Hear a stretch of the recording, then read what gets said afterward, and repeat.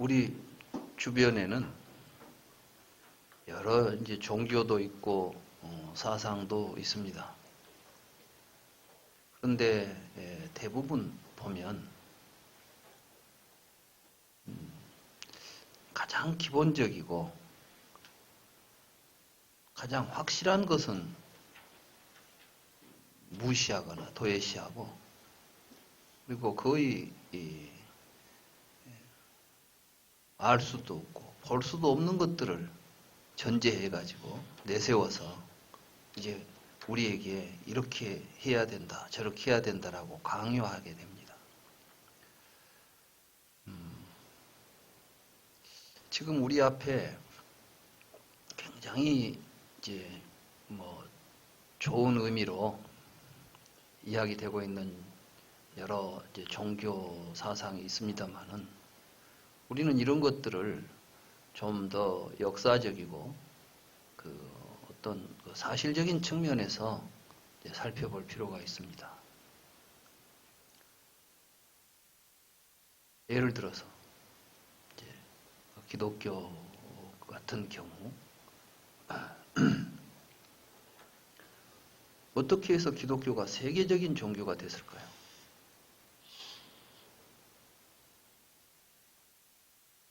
매우 국지적으로 이스라엘이라고 하는, 지금 중동이라고 하는 곳에 있었던 굉장히 이제 조그만한 하나의 신행 모임들인데, 이게 로마에 들어가 가지고 로마 속에서 굉장히 박해를 받잖아요. 초기 기독교 같은 경우는. 근데 어느 날 갑자기 그 박해받던 이 사람들이 정말 자력으로 정말 교세를 키워가지고 세계적인 종교를 키웠을까요? 역사는 그렇지 않습니다. 어느 시기에 로마라고 하는 정치 세력이 뭔가 이제 자신들의 어떤 정치 권력을 좀 더 확고하게 유지하고 이걸 확대하기 위한 방법으로 그러한 시스템을, 그러한 의식 구조를 이제 채택하는 거죠.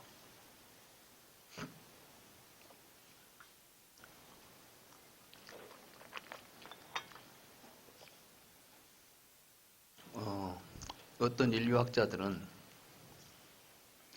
본래 우리 인간들은 모계중심 사회랍니다. 중국에는 지금도 모계중심 부족들이 있죠. 네. 모택동이 이제 중국을 이렇게 공산화 시켜놓고 나서 보니까 이제 호주 제도나 이런 거 이제 제도적으로 보면 가부장 북의 중심으로 이제 모두가 되어 있는데, 저기는 좀 목의 중심 되어 있으니까 이제 법적인 뭘 적용하려고 해도 좀 애로가 있지 않겠어요.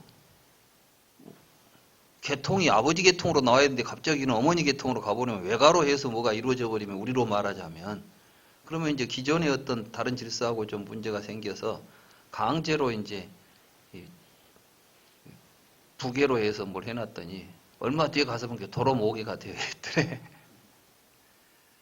제가 왜 이런 이야기를 하냐 하면, 대부분 이제 고대 국가가 만들어지는 경우를 보면 모계 중심 사회에서는 국가 개념이 별로 없어요. 그런데 부계 중심이 되면, 이제 남자가 중심이 되게 되면 이제 국가 어떤 말하자면 권력 구조를 가지고 이제 지배와 피지배의 구조가 굉장히 강해집니다. 농담으로 누가 그런 이야기를 하더라고요. 남자들끼리 모이면 잘 싸운대.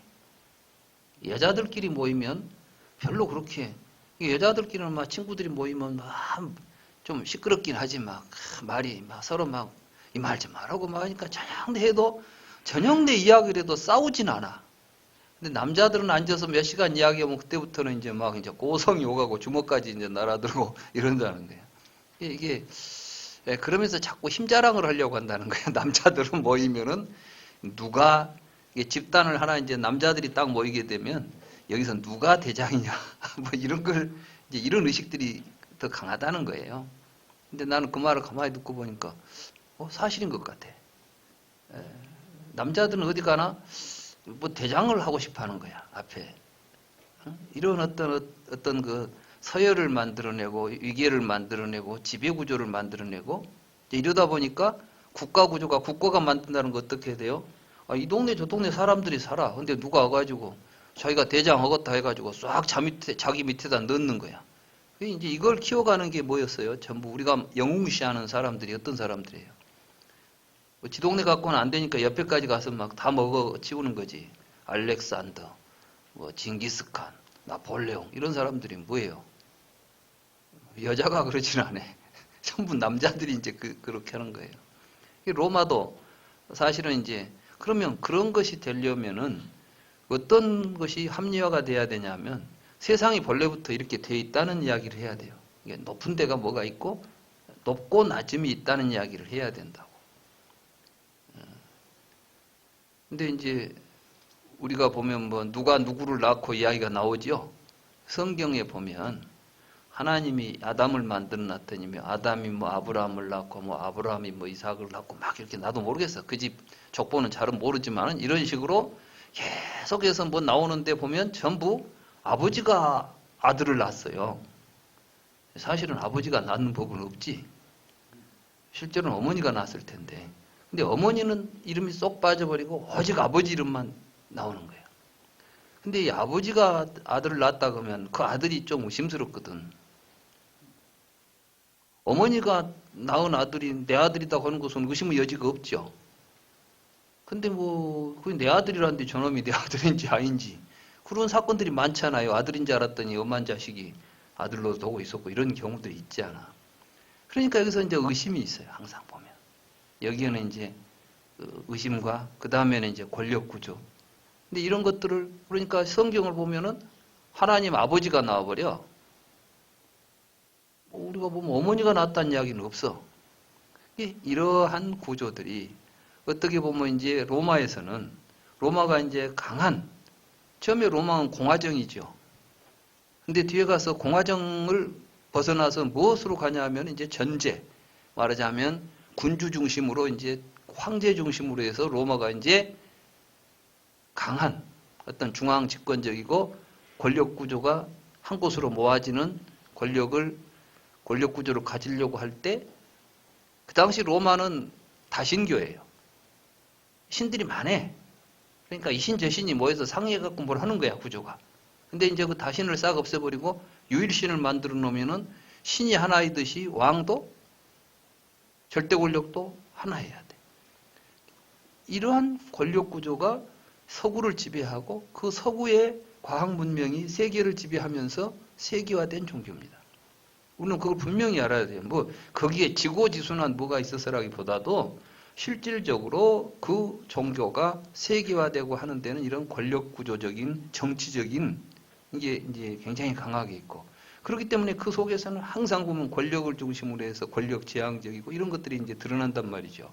요즘도 보면 막 뭐 대통령을 물러나라고 했었고 대통령 누가 뽑았는데 교회 목사가 물러나라 말아요. 이거 말이 안 되는 이야기지. 이런 이야기들을 서슴지 않고 한다는 것 자체가 이게 이제 상당히 제가 볼 때는 이 종교로서의 중요한 진정한 종교. 불교는 어떤 왕이 막 정치적으로 이랬다기보다도 불교가 전파되는 과정을 보면 전법성들 정말 이 세상을 구원해야 되겠다고 하는 이러한 생각들을 가지고 이제 스님들이 가서 거기 가서 사람들에게 전파하고 해서 지금 우리 여기까지 이제 온 역사들이 있지 않습니까? 이제 이런 걸 보더라도 불교는 우리 사람 개개인들에게 정말 필요한 어떤 메시지를 가지고 있었기 때문에 세계화가 된 거예요. 이거는 어떤 정치적인 세력이나 어떤 그 역사적인 구조 속에서 세계화가 된 종교가 아닙니다. 세상에 많은 지금 이슬람교도 가장 극단적으로 이제 이슬람교는 정치하고 연결돼 있죠.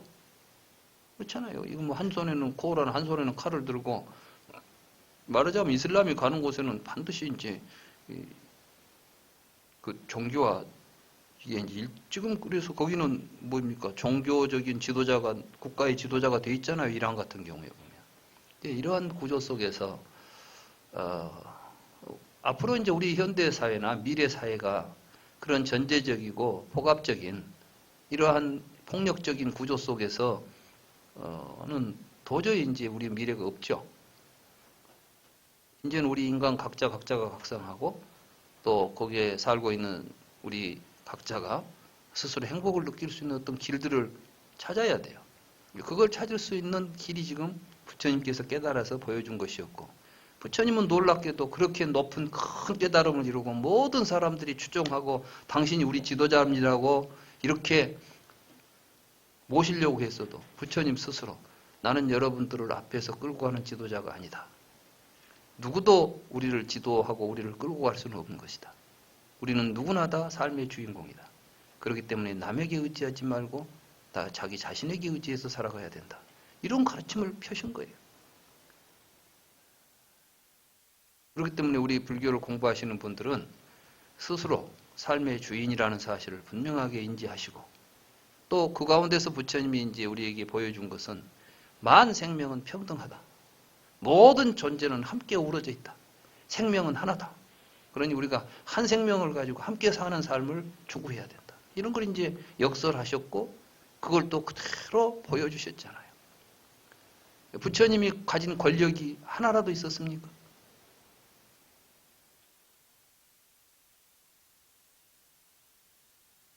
나를 배반한 자는 뭐 벌을 받을 것이다. 이런 이야기 했습니까? 부처님은 그저 어떤 사람이 와서 가르침을 받고 제자가 되면 제자가 된 것이고, 싫어서 가면 간 것이고, 그 인연이 안에서 또는 지혜가 없어서 좋은 길을 마다하는구나. 안타까워했지. 거기다 대고 너는 천벌을 받을 것이다. 뭐 이런 이야기 한 적도 없는 것이고, 부처님은 종교를 그렇게 강요하지도 않았고, 스스로도 내 가르침은 필요한 사람에게만 유용한 것이다. 고통스러운 사람에게 고통을 건네다 주는 배와 같은 역할이 내 가르침이지, 고통을 다 벗어난 사람에게조차도 내 이야기가 무슨 의미가 있겠는가. 이런 말씀을 하시잖아요. 뗏목의 비유를 통해서도 하셨고. 그렇기 때문에 우리 이제 불교는 다른 종교와는 격이 다릅니다. 뭐 종교는 다 똑같아. 말이 안 되는 이야기. 같을 수가 없습니다. 부처님의 가르침을 어떤 다른 종교하고 비교하는 것조차도 사실은 불법을 모독하는 것입니다. 우리가 공부를 잘해보면 이런 이야기는 어디에도 없습니다. 오늘도 여러분들을 보셨지만은 지금 부처님께서 뭐 하늘에 계신 아버지를 찾아라고 합니까? 뭘 보라고 그랬어요? 우리 자신을, 각자 자기 자신을 잘 들여다보라. 그 속에 답도 있고 길도 있고 다 깨달음도 거기서 일어나는 것이다. 하물며 부처님께서는 이렇게 알고 이렇게 본 사람들이 나를, 부처님 당신을 지목하면서 내가 스승이라고 해서 내 말이라고 해서 너희들의 어떤 비판적인 이해도 없이 무조건 추종하면 되겠느냐. 그러니까 부처님은 부처님의 말씀조차도 스스로 이해하고 거기서 깨달음을 얻으라고 했지, 내 말이니까 무조건 따라와, 이런 이야기를 한 적이 없어요. 여기서도 이제 보면 이 수행도 마찬가지입니다. 여기서도 보면 우리 몸에 대해서 우리는 어떻게 통찰해야 우리에게 이 몸을 가지고 우리는 어차피 삽니다. 그렇죠? 이 몸을 가지고 어떻게 살고 이 몸을 어떻게 바라보고 살 것인가를 이야기하고 있는 거예요, 사실은. 그러니까 불교는 결국 우리 자신을 어떻게 바라보고 어떤 삶을 살 것인가에 대한 말씀을 하신 겁니다. 우리는 몸을 가지고 살기 때문에 반드시 이 몸은 여러분들이 살면서 구조적으로 느낌이 일어나게 돼 있어요. 그렇습니까? 안 그렇습니까? 모든 사람, 누구 물어봐도 이 몸을 갖고 있기 때문에 더우면 아이고 덥다. 더우면 즐거워요, 괴로워요. 막 무더워 죽겠는데 행복하다는 사람 없잖아. 추우면 괴롭지. 그럼 뭐 때문에 나타나? 몸이 있으니까 나타나. 몸은 왜 또 추워해? 못 살겠으니까. 그러니까 몸이 없으면 삶이 있겠어요, 없겠어요? 몸 없이 사는 수가 없어요. 그러니까 우리가 삶은 몸을 가지고 유지되고 있지만 그렇다고 해서 그 몸이 곧 나라고 붙잡고 나라고 취할 수 있는 구조가 아니라는 사실을 알아는 거예요. 몸을 가지고 살지만 그 몸에 대한 올바른 이해를 가지고 살라는 이야기예요. 그래서 우리는 몸의 주인이 아니라 나는 삶의 주인인 것입니다. 이 삶은 우리가 몸을 가지고 있기 때문에 이 몸을 통해서 여러 가지 호흡도 하고, 아까 그러니까 호흡을 관찰하잖아요. 음식을 먹고, 그러니까 먹은 것을 관찰하잖아요. 안팎으로 관찰해 보면 내 몸이라는 것은 안과 밖이 서로 같이 연기하고 있죠. 여러분들은 몸이 뭐 바깥에 아무것도 없는데 나만 혼자 독존할 수 있는 몸이 있겠습니까? 여러분들의 입과 눈과 코를 막아버리면 우리는 그 순간 죽어요. 맞죠? 여러분들의 정신이라는 것은 눈과 귀와 코를 막아버리면 정신도 사라집니다. 정신이라는 것이 몸속에 들어있는 게 아니에요. 그렇기 때문에 나 자신에 대해서 올바로 통찰하고 거기에서 삶을 올바로 살 수 있는 길을 찾는 것. 그래서 도라고 그러는 것입니다. 이제 우리는 지난 시간에 그 수행법 가운데 몸에 대한 통찰, 말하자면 신념처에 대한 이야기를 했습니다. 우리는 어차피 이제 이 몸을 가지고 살아야 되는 존재들이고, 이 몸을 가지고 살다 보면 반드시 느낌이 일어납니다. 그렇기 때문에 이제 신념처를 잘 통찰하다 보면 이제 보이기 시작하는 게 여러분들의 느낌들이에요. 여러분들이 이제 앉아있다 보면, 조용히 앉아있다 보면 어디 쑤시기도 하고, 뭐 느낌이 오죠? 그렇잖아요. 괴롭기도 하고, 즐겁기도 하고, 분명히 느낌이 옵니다. 그래서 이제 우리의 이 느낌을 이제 수라고 그래요. 수. 신수, 신법 할 때 수. 그러니까 저는 이제 이걸 감정이라고 그냥 번역했어요. 감정.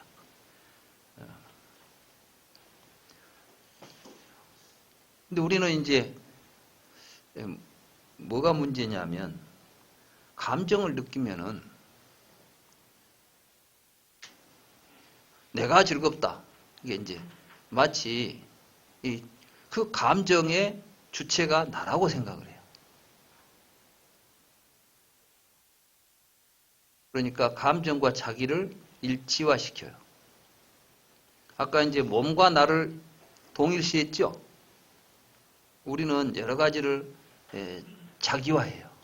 아까는 이제 처음에는 몸을 자기화해가지고 몸이 나라고 생각했다면 여러분들이 어떤 감정을 느낄 때는 그 감정을 나라고 생각합니다. 그래서 이제 이때 우리는 뭘 해야 되냐면 내가 지금 감정을 느낀다라고 알아차리는 일부터 해야 돼요. 근데 여러분들은 내가 지금 이런 감정을 내가 느끼고 있구나라고 알아차린 게 아니라 내가 기분이 나쁘다. 나에게 느낌이 일어났다고 보는 게 아니라 내가 기분이 나쁜 거예요. 내가 기분이 나쁘다는 거고 나는 지금 즐거운 감정을 내가 지금 느끼고 있다라고 하는 것하고는 좀 다르죠. 여러분들이 나가 기분이 나쁘다라고 했을 때 이게 이제 이런 일들이 쌍카라예요. 이걸 전부 자기화시키고 존재화시키는 거예요. 감정을. 그게 아니라 어떤 감정이 일어나서 느끼게 되면 내가 지금 이런 감정이 일어나서 내가 이런 감정을 느끼고 있구나. 이렇게 객관적으로 바라보는 시각. 이런 게 이제 집중을 하면 나에게 어떤 느낌이 일어날 때 일어난다고 알아차리고 이제 이 느낌이 사라지고 있구나. 알아차릴 수 있는 거예요. 그러니까 항상 무엇을 하든지 간에 이 몸을 대상으로 하든 느낌을 대상으로 하든 마음을 대상으로 하든 거기서는 항상 사띠와 쌈빠자나가 일어나야 된다고 그랬죠. 주의 집중을 하면 알아차리게 된다. 그러니까 계속 알아차리고 이제 가는 게 사냥제 수행이에요. 한번 읽어보겠습니다. 비구들이여 비구는 즐거운 감정을 느끼면서 나는 즐거운 감정을 느낀다고 이게 알아차리는 게 중요합니다. 괴로운 감정을 느끼면서 나는 괴로운 감정을 느낀다고 알아차리고 괴롭지도 즐겁지도 않은 감정을 느끼면서 나는 괴롭지도 즐겁지도 않은 감정을 느낀다라고 알아차린다. 육체적인 감정을 느끼면서 나는 육체적인 즐거운 감정을 느낀다라고 알아차리고, 정신적인 즐거운 감정을 느끼면서 나는 정신적인 즐거운 감정을 느낀다고 알아차리고, 육체적으로 괴롭고 즐겁고 즐겁지도 괴롭지도 않은 것을 그때그때 알아차리는 거예요.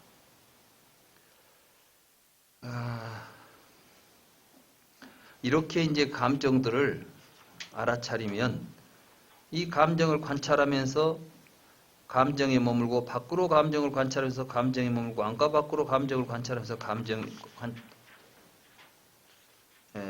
감정에 머문다. 모여서 나타나는 현상을 관찰하면서 감정에 머물고, 소멸하는 현상을 관찰하면서 감정에 머물고, 이런 식으로 이제 쭉 갔다. 감정도 아까 말한 몸하고 똑같은 식으로 여러분들이 일어나는 느낌을 통찰하는 건데, 이때 이제 안팎으로 관찰한다니까 또 좀 그렇잖아요. 느낌은 또 어떻게 안팎으로 관찰해요? 그러니까 사실은 이 느낌이 일어나는 걸 안팎으로 관찰하는 자리가 이제 촉처예요. 촉. 여기는 이제 수행만 해서 신수, 신법이라는 이야기를 쭉 하지만, 촉을 통해서 뭐가 나오죠? 수가 나오죠?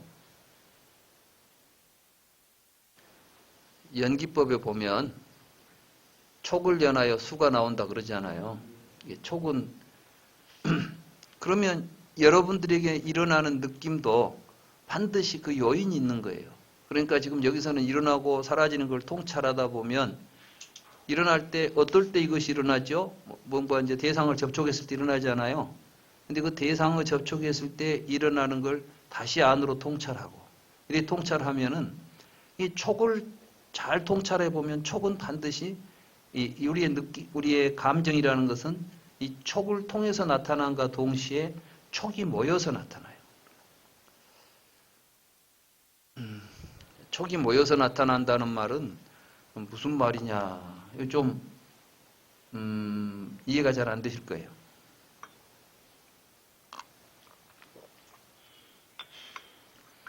부처님께서는 촉집즉 수집이다 이렇게 말씀하셨어요. 촉멸즉 수멸이다 이렇게 말해요. 그러면 촉이라는 건 단순한 접촉이 아니에요. 이건 경험이에요. 우리는 몸으로서 뭔가 접촉하는 걸 경험이라고 그럽니다. 여러분들이 뭔가 한번 봤다면 경험한 거죠? 여러분들이 한번 뭔가를 느꼈다면 경험한 거 아니에요. 근데 놀랍게도 우리들은 그 경험들이 우리들의 의식 속에 계속 쌓이고 있다는 겁니다. 그래서 여러분들이 한번 했던 경험이 여러분들 의식 속에 다시 계속해서 모이고 있어요. 그리고 다음 경험을 할 때 그것이 영향을 줘요. 제가 이제 그런 비유를 많이 했죠. 자라보고 놀란 사람은 소뚜껑 보고 놀란다. 왜냐하면 자라보고 놀랐던 경험이 자라 비슷한 것만 봐도 놀란 감정이 일어나도록 되어 있는 거예요. 그러니까 지금 우리들이 일으키고 있는 모든 감정들은 무엇의 결과물들이에요? 경험이 모여가지고 일어난 것들이죠. 그게 이제 촉집즉 수집인 거예요. 그러면 내가 지금 저걸 보고 내가 기분이 좋다 나쁘다 하는 게 바깥 대상 그 자체가 나한테 주는 거예요. 이런 것이 모여가지고 일어나는 현상들이에요. 모여서 일어나는 현상들이에요. 그래서 이제 그런 것들에 대한 통찰을 올바로 하고 이것은 아니다라고 판단을 해야 돼요. 이게 굉장히 중요합니다. 이제 불교 공부를 할 때 뭐가 중요하냐면, 이제 뒤에 가면은 그 칠각지가 있고 이런 데 보면은 택법각지라는 게 있어. 선택하는 거예요. 판단하는 거예요, 판단. 그러니까 이 판단을 할 때 이제 이 사념처 수행을 하면서 판단들이 작용하는 것을 보고 사정단이라고 그래요. 사정단 있죠? 사정근이라고도 하고 사정단이라고도 하는데, 그래서 이제 이것은 좋은 것이다, 나쁜 것이다. 선, 악을 여기서 좋은 것과 나쁜 것을 구별해낼 줄 알아야 돼요.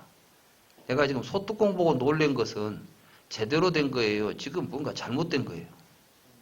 왜 소뚜껑을 보고 놀래 지금? 근데 보니까 옛날에 자라한테 물린 기억이 이렇게 와 있다는 것을 안다면은 이제 소뚜껑 보고 놀란다는 것은 그건 내가 착각이고 잘못이라는 걸 알게 되잖아요. 그걸 내가 이제 알아차리면서 거기서부터 벗어나려고 하고 스스로 대범하게 생각하고 스스로 거기에 아무것도 아니다라는 생각을 일으키고 무의미하다는 생각을 일으키고 이런 판단을 하는 거예요. 이건 굉장히 중요합니다.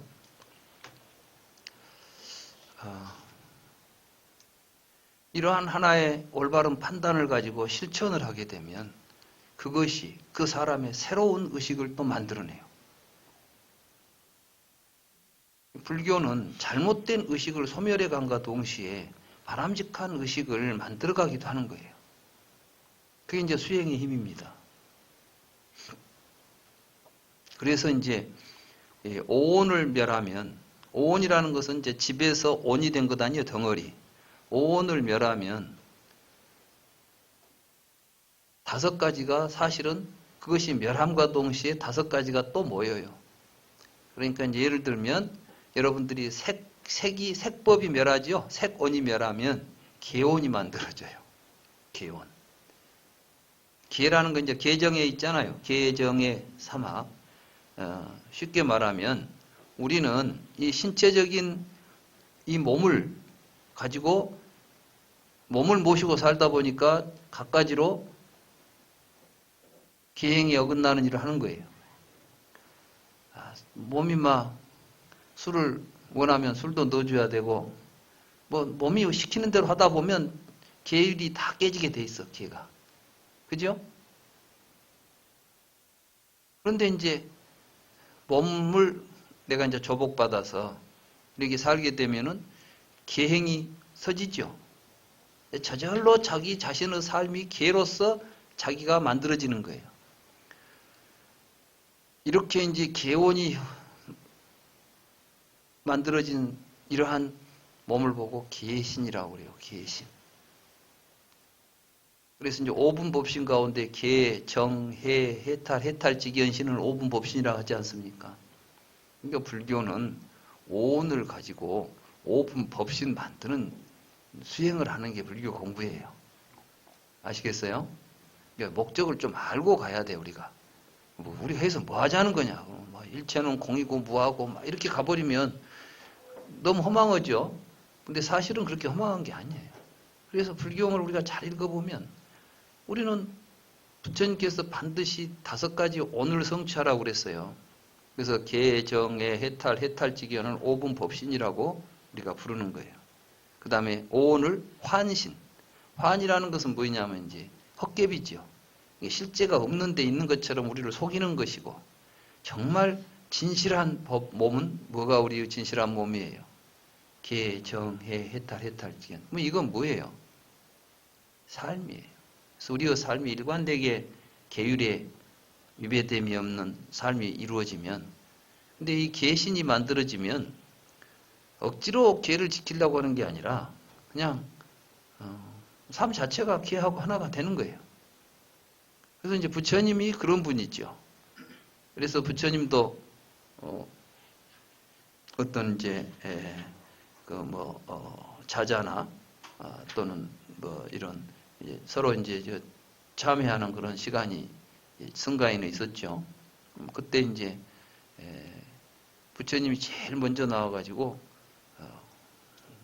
여러 대중들은 나를 불쌍히 여기고 나를 연민해서 혹시 내가 모르게 지은 잘못이 있으면 내가 나도 모르게 범한 계율이 있다면 여러분이 그걸 지적해서 내가 고칠 수 있도록 나에게 자비를 베풀어 달라. 이렇게 말씀하셨어요.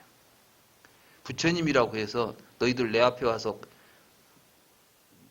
뭐 그런 거 있잖아. 네 지금까지 지은 죄 나한테 다 고백해. 내가 용서해 줄게. 이런 분 아니에요. 부처님 자신도 나도 모르게 지을 죄가 내가 잘못하고 계율을 범했을 수도 있으니까 그걸 나에게 이야기해 주면 나는 이제 그 잘못을 뉘우치고 다시는 그런 죄를 그런 계율을 범하지 않겠다. 이런 이제 이야기를 하시는 거죠. 그러니까 그러면 이제 경에서는 대개 보면 부처님은 우리들은 뭐 법의 뿌리이시고 막 이런데 부처님이 그럴 리가 없습니다. 부처님은 아무 하자가 없습니다. 이렇게 이제 말씀을 하시는데 실제로 부처님은 그러셨을 거예요. 부처님은 삶 속에 나라고 하는 생각이 없고 몸에 대한 집착이 없는데 무슨 범할 수 있는 계가 있겠습니까? 이렇게 이제 계, 정이라는 것도 이 불교의 선정이라고 하는 것은 어디 가서 명상센터에 가서 잠깐 앉아 있어 갖고 산매에 들어갔다 나왔다는 걸 의미하는 게 아니에요. 계가 올바로 서게 되면 일상사에서 우리의 마음이 항상 고락에 휘둘리지 않고 마음이 안정되어 있는 상태면 이게 정신입니다. 그리고 계, 정, 해, 해탈, 직연신이 갖추어져서 삶 자체가 이 5가지의 구조로 완전화되면 이걸 보고 이제 아라한이다. 이렇게 불렀던 거예요. 뭐 아라한이 뭐 따로 어디 가서 아라한 되면 뭐가 달라지고 이런 게 아니라 삶이 완성되는 거죠. 그러니까 우리는 이제 불교 공부를 통해서 내가 못 되려고 하시지 말고 우리의 삶을 보다 더 완전하게, 보다 더 바람직하고 행복한 삶으로 만들어내는 겁니다. 이 삶은 각자 우리는 삶이 다릅니다. 뭐 공무원으로 사는 사람도 있고 사업자도 있고 여러 있잖아요. 어디에 살든 무슨 삶을 살든 그 삶 속에서 가장 완벽하고 가장 바람직하고 행복한 삶을 찾아내고 만들어내는 것이지 똑같이 사는 게 바른 삶은 아니겠죠? 사업가는 사업을 할 때 정말 바람직한 사업을 하고 있으면 이게 진짜 부처님이에요. 사업하는 부처님도 있고. 그러니까 이 세상의 부처님은 각양각색이에요. 이 불경에 보면 부처님들이 다 달라. 어떻게 다르냐? 원에 따라서. 원은 누가 만들었어요? 각자 자기가 세운 것이 원이죠. 그래요. 자기가 세운 원에 따라서 가장 자기가 원하는 가치를 가장 바르게 실현할 수 있는 방법. 이게 수견들입니다. 그러니까 이제 이런 사념처 수행도 다 거기와 연관해서 이제 감정이 일어날 때, 소멸할 때 이런 것들을 잘 관찰하면 이제 촉철을 볼 수가 있는 거예요. 마음을 관찰하면서 마음에 머무는가. 비구들은 탐욕이 있는 마음은 탐욕이 있는 마음이다. 없는 마음은 없다. 성낼 때는 성냄이 있다, 없다. 여러분들이 이제 우리가 사실은 자기 마음을 잘 못 봐요. 성을 내고 있는데 지금 이 마음은 성내는 마음이다. 이렇게 알아차리면 그 다음에는 어떻게 되겠어요? 곧 뭐가 일어나냐면 이때 사정단이 일어나는 거예요. 이 성내는 마음은 좋은 마음이에요, 나쁜 마음이에요? 나쁜 마음. 이것은 일어나지 않도록 해야 되겠다. 딱 생각을 하는 거예요. 그런데 내가 이렇게 내가 지금 화가 나고 있구나.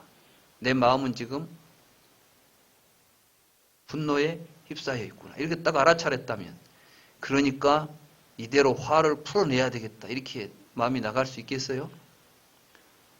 왜 이제 화를 막 안 풀면 막 속에서 막 두글두글 끓려 하면은 그걸 못 보고 그에 이제 먹히니까 화에 이제 지배를 당하잖아요. 화가 이제 나가 돼 있어. 그래 내 주인이 돼 있어요.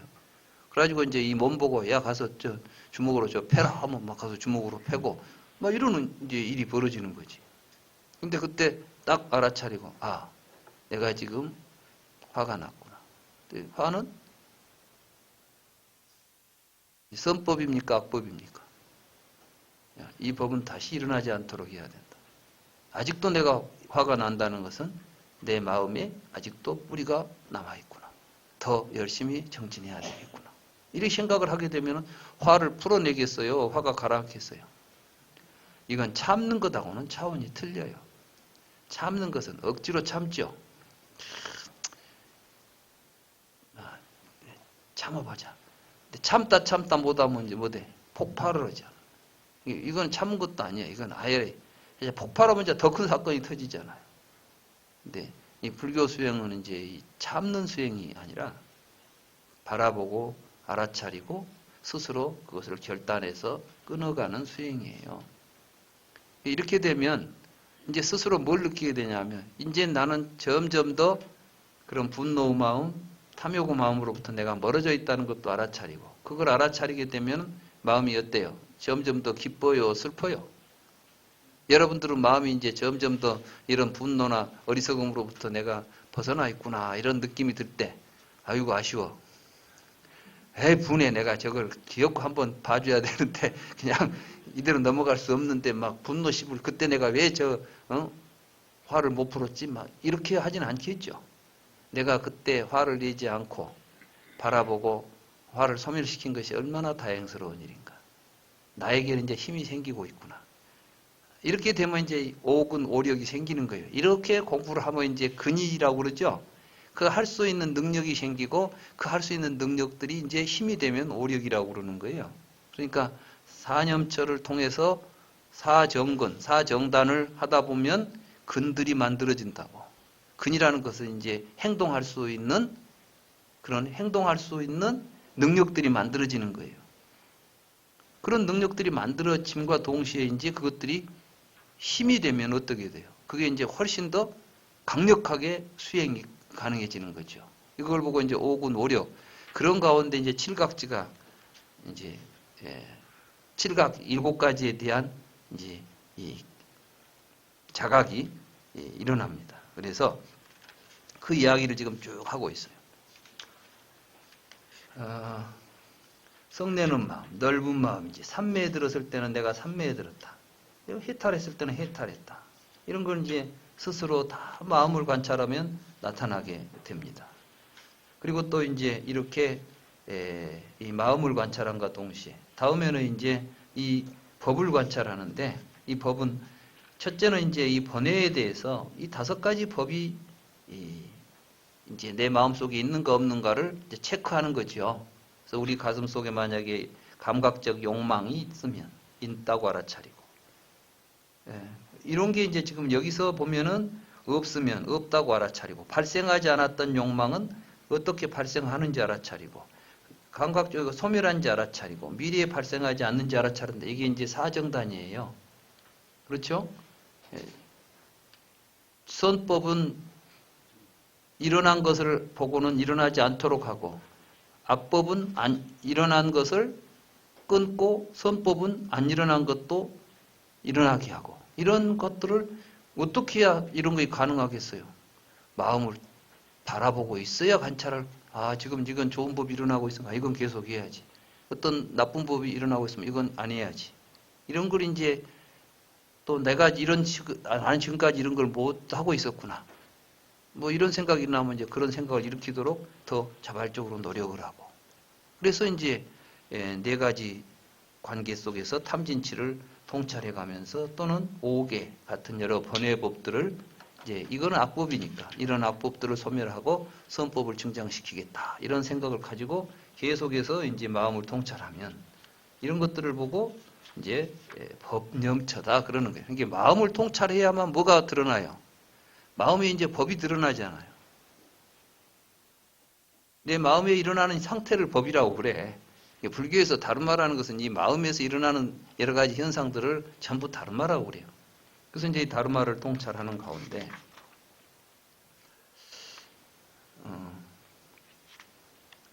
14번 보십시다. 313쪽에 14번을 보면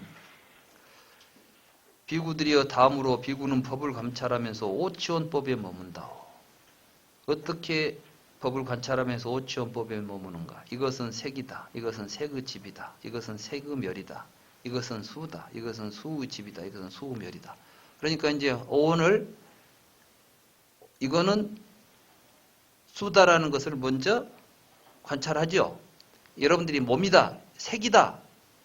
그러니까 사실은 여러분들에게 뭐가 지각될 때 이 몸에 대해서 이것은 색이다. 여러분들 자신에 대한 자신의 색신, 몸의 형태를 이것이 내 몸이다. 이런 것들은 이런 식으로 모아져 온 것이다. 이것은 이렇게 지금까지도 멸해왔다. 집과 멸을 이렇게 계속 통찰하면 오온에 대해서 집과 멸을 잘 통찰하는 가운데 그 다음에 6내입처, 내외입처 그러니까 이제 12입처를 관하게 돼 있어요. 근데 여기서는 지금 이 다음에 무엇을 관한다 이렇게 되니까 열거가 되어 있죠. 근데 이 열거되어 있는 것은 단순히 이렇게 종류를 열거해 놓은 것이 아니라 저 위에서부터 점점 더 지금 더 뿌리를 지금 통찰을 통해서 뿌리로 가는 거예요. 그러니까 처음에 신수신법을 통찰하는 가운데 지금 이제 이런 것들이 내 안에 있는 5가지 자아의식이로구나라고 알아차렸기 때문에 그걸 통찰하면서 이 자아의식의 바탕에 뭐가 있어요? 12입처가 있잖아요. 그러니까 이게 전부 지금 연기가 이제 자연스럽게 연기적 통찰이 이 사념처 수행을 통해서 진행되고 있는 모습을 지금 보여주고 있는 겁니다. 오온을 통찰하면 여러분들의 이 몸이라고 하는 것은 무엇이 여러분들의 몸이냐 하면 보고 듣고 냄새 맡고 맛보고 만지는 놈이 몸이죠. 그렇잖아요. 그러니까 이제 색에 대한 올바른 통찰을 하게 되면은 내가 내 몸이라고 할 수 있는 건 전부가 다 내 입처로서 된 것이죠. 밖에 있는 대상들은 외입처로 된 것들이죠. 이것들을 통해서 분별을 일으키고 식이 일어나고 그걸 통해서 촉이 발생해가지고 일어난 의식들이 오온으로 모이고 쌓이고 있구나. 이런 것까지를 통찰하는 걸 의미합니다. 그러니까 여기서는 지금 간단하게 오온을 통찰하라 했지만은 이 구조를 통찰하는 구조를 이야기하기 위해서 그 많은 교리들이 설해져 있는 거예요. 그러니까 이제 불교 교리들하고 이 불교 수행을 연결시켜 놓고 봐야 내가 지금 오온에서 12처 통찰로 어떻게 옮겨가고 어떤 통찰을 할 수 있는가가 드러나는 겁니다. 오늘 여기는 수행만 이야기하다 보니까 수행의 순서만 이야기하고 있죠. 절차만 쭉 이야기하고 있지만 그 수행에 따라서 수행을 해가는 절차 가운데는 부처님의 이에 상하는 가르침이 반드시 이해되어야만 이 수행이 현실적으로 가능한 거예요. 여러분들한테 이렇게 하면 오온을 관찰하는 것은 오온은 이것은 여기서 색이다, 색의 집이다, 색의 멸이다 이게 통찰이 됩니까? 안 됩니까? 말만 있지 여러분들이 지금 색의 집이 뭐인지 모르시잖아. 그죠? 근데 이제 교리를 여러 가지 이제 불경을 보면 색이 어떻게 해서 집하고 멸하는가 이런 걸 이제 연기적으로 말씀해 주신단 말이에요. 말하자면 안과 색을 연하여 안식이 발생한다. 그 식이 발생하여서 우리 의식 가운데 18개라는 의식의 상태가 형성이 된다. 그때 촉이 발생한다. 촉이 발생하면 수가 모이게 된다. 촉집 즉 수집이다. 이렇게 나가는 거예요. 그러니까 아까 우리가 수의 집 멸을 반다 할 때는 벌써 촉을 이야기하는 거예요. 이 촉하고 연결해서 다시 이제 오온을 통찰하게 되면 오온이 형성된 저 밑바닥에는 뭐가 보이겠어요? 이제 안과 색을 전하여 안식이 발생한다. 이 12입처가 보이겠죠. 내입처와 외입처가 다시 통찰의 대상으로 이제 되어서 여기에 보면 굉장히 이제 다른 부분하고 12입처를 통찰하는 데는 좀 차이가 나타납니다. 314쪽에 있는 15번을 보십시오.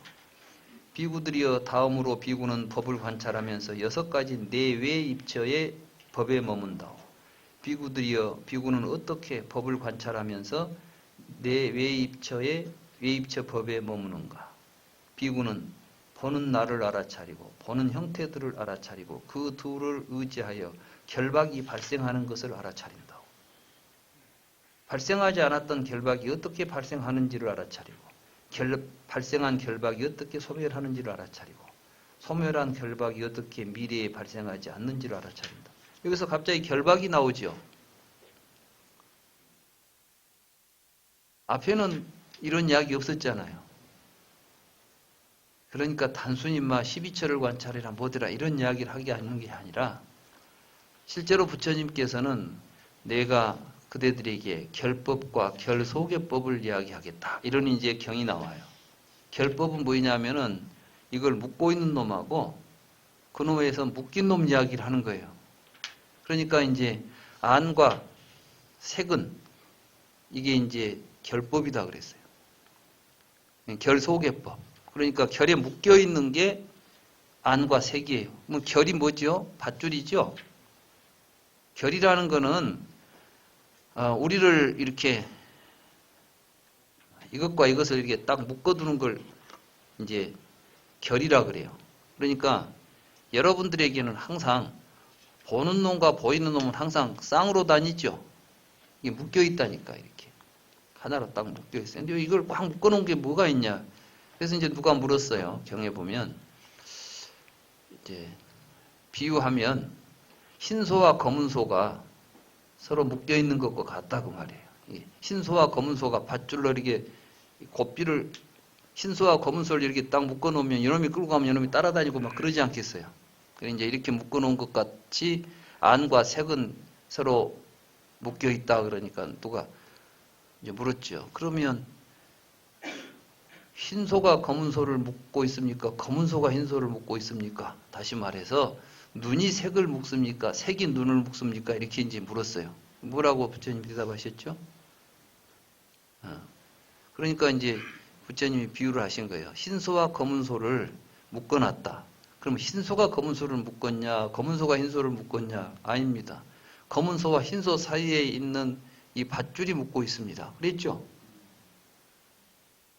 그 밧줄이 묶고 있는 거예요. 그 밧줄이 뭐냐? 욕탐이다.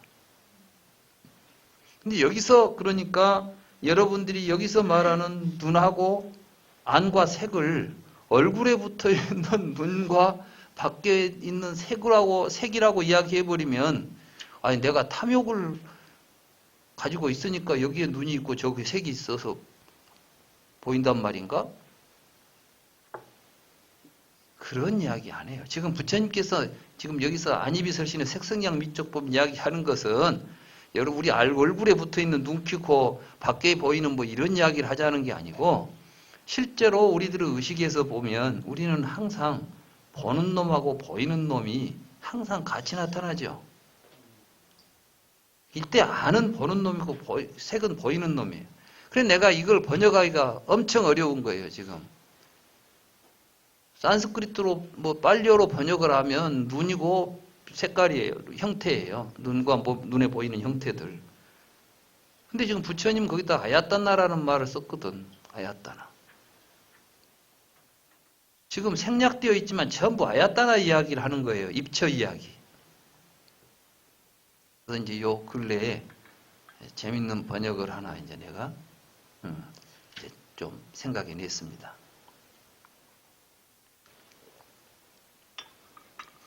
이 보는 주관과 보이는 색이에요. 이제 이 주객 이야기라는 거예요. 지금. 내외 입처. 내는 주관이고 외는 객관이에요. 근데 이 주관과 객관이 서로 얽혀 있죠. 우리는 마치 주관과 객관이 서로 분리되어 있다고 생각해요. 근데 부처님은 주관과 객관은 욕탐에 의해서 묶여 있는 상태예요. 그러니까 실제로는 주관과 객관이 실제하지 않는데 욕탐이 이걸 묶어가지고 주관과 객관화 시켜서 지금 욕탐에 의해서 이 주관과 객관이 같이 움직여가요. 우리 삶이. 그러니까 여러분들은 항상 이제 내가 주관과 객관이 욕망에 의해서 대상화 시켜가지고 나다, 내 것이다라는 생각이 발생하기 시작하죠. 그러니까 부처님이 끊임없이 이제 눈은 나도 아니고 내 것도 아니고 색도 나도 아니고 내 것도 아니다 이런 이야기를 이제 하시는 거예요. 왜 그런 이야기를 하는지 그 구조를 이제 정확하게 여러분들이 이제 이게 욕탐이 있을 때 안과 색이 욕탐에 의해서 결박이 발생하구나. 결박이 발생한다는 것은 욕탐이 일어난다는 것을 의미하는 거예요. 이것이 어떨 때 소멸하는가 이렇게 이제 보면서 12입처를 통찰해서 12입처가 나을 수 없다. 근데 우리들의 자아의식이 제일 먼저 발동하는 자리가 어디냐면 지각할 때예요. 여러분들이 이제 보지도 않고 듣지도 않고 냄새도 안 맡고 안입이 설신이 활동을 않지 않아요? 그러면 내가 들어설 자리도 없고 세계가 들어설 자리가 없습니다. 그렇습니까? 안 그렇습니까? 이제 그 지점을 잘 생각하셔야 돼. 근데 우리는 그런 놓쳐버리고 내가 본다. 내가 눈을 통해서 세상을 본다고 생각하고 지금까지 살아왔어요. 이런 잘못된 판단과 행동 양식들이 지금 우리의 삶을 왜곡시키고 있고, 그거 이제 근데 그게 항상 욕망이 있을 때만 그 일이 일어나요. 여러분들이 뭘 본다는 것도 항상 자기 욕망이 있을 때만 주관과 객관이 같이 쌍으로 나타납니다. 내가 그런 비유를 많이 했죠. 어디 종로를 또는 뭐 명동을 우리가 지금 다 같이 걸어 다니고 이제 구경하고 왔어요. 뭘 봤습니까? 그러면 똑같이 보고 왔을까요? 여러분들이 카메라로 찍어 오듯이 여러분들이 다 뭘 똑같이 보고 왔어요? 나는 봤는데 그 사람은 본 적이 없대. 뭘 봤어요? 자기 욕망이 묶어준 놈만 보고 있는 거예요, 전부. 지 욕망이 묶어준 놈만 보는 거예요. 무슨 이야기인지 아시겠어요? 그걸 알아차리는 거예요. 그걸.